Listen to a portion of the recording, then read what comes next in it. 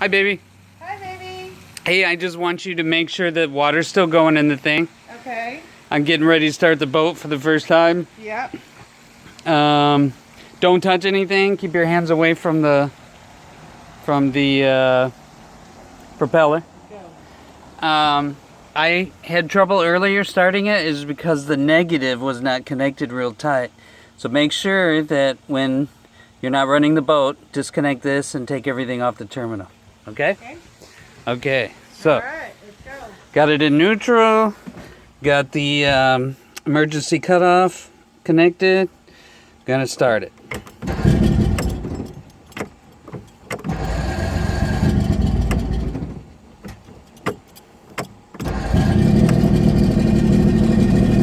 Alright, well it hasn't been started in over a year. So it's doing pretty good. I'm gonna let it run for a second, give it some gas.